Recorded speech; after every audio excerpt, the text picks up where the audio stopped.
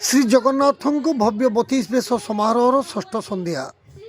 ଜଗତ ହେଉଛନ୍ତି ଶ୍ରୀ ରାଧା, ନାଥ ହେଲେ ଶ୍ରୀକୃଷ୍ଣ।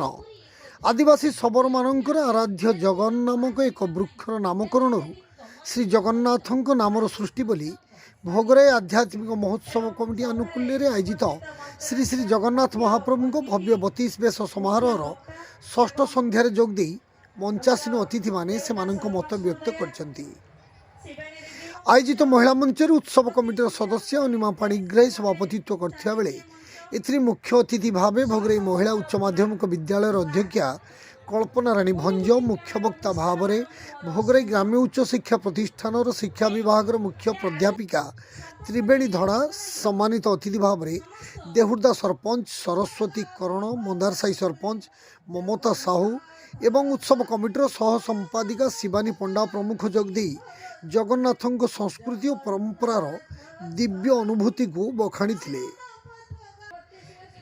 କମିଟିର ସହ ସମ୍ପାଦକ ସ୍ୱରିସପନ ପଣ୍ଡା ମଞ୍ଚ ସଞ୍ଚାଳନ, ଅନ୍ୟତମ ସହ ସମ୍ପାଦକ ପ୍ରଦୀପ୍ତ କିଶୋର ଜେନା ଅତିଥିଙ୍କୁ ମଞ୍ଚ ଆହ୍ୱାନ ସହିତ ପରିଚୟ ପ୍ରଦାନ କରିଥିବା ବେଳେ ଉପସଭାପତି ଅମଳେନ୍ଦୁ ଶେଖର ଦାସ ଧନ୍ୟବାଦ ଅର୍ପଣ କରିଥିଲେ।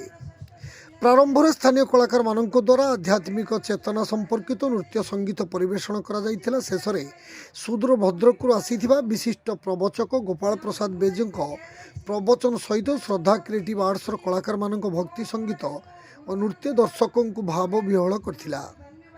ଉତ୍ସବ କମିଟିର ମୁଖ୍ୟ ପରିଚାଳକ ଅଂଶୁମାନ ମହାନ୍ତି, ପତିତ ପାବନ ପ୍ରଧାନ, ସଭାପତି ନଟରଞ୍ଜନ ଘରାଇ, କାର୍ଯ୍ୟକାରୀ ସଭାପତି ଶିଶିର ଦାସ ମହାପାତ୍ର, ଉପସଭାପତି ନିଶେଷ କୁମାର ଦେବ, ବ୍ରଜବିହାରୀ ପତି, ଅନାଦି ରଞ୍ଜନ ଦାସ ମହାପାତ୍ର, ଚ୍ୟୁତାନନ୍ଦ ଦାସ, ବିଜୟ କୁମାର ଦାସ, ସାଧାରଣ ସମ୍ପାଦକ ତାପସ ଚନ୍ଦ୍ର, ଯୁଗ୍ମ ସମ୍ପାଦକ ରାଜେନ୍ଦ୍ର ବିକାଶ ପାତ୍ର, ସହ ସମ୍ପାଦକ ମଧୁସୂଦନ ପାତ୍ର, ଶଶିକାନ୍ତ ହାତୀ, ମାନସ କୁମାର ଚନ୍ଦ୍ର, ମାନସ ଗାଙ୍ଗୁଲି, ପ୍ରଦୀପ ମାହାନା, କୋଷାଧ୍ୟକ୍ଷ ସୀତାରାମ ପ୍ରଧାନ, ସହକୋଷାଧ୍ୟକ୍ଷ ବିଧୁଭୂଷଣ ଦାସଙ୍କ ସମେତ କମିଟିର ସମସ୍ତ ସଦସ୍ୟମାନେ ଉପସ୍ଥିତ ରହି କାର୍ଯ୍ୟକ୍ରମକୁ ପରିଚାଳନା କରିଥିଲେ।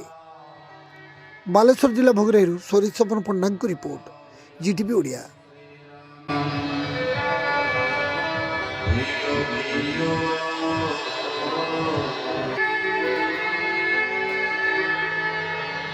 सर्वशास्त्रे हरे देवी